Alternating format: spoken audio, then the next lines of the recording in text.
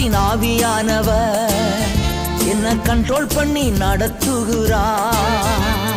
கட்டுப்பாட்டின் ஆவியானவர் என்ன கண்ட்ரோல் பண்ணி நடத்துகிறார். இஷ்டம் போல அலைவதில்லை, அவர் சித்தம் செய்து வாழ்பவன் நான். இஷ்டம் போல அலைவதில்லை, அவர் சித்தம் செய்து வாழ்பவன் நான். வல்லமையின் ஆவியானவர் என்னுள் வந்துவிட்ட காரணத்தினா பொல்லாத சாத்தான ஒரு சொல்லால விரட்டி விட்டே.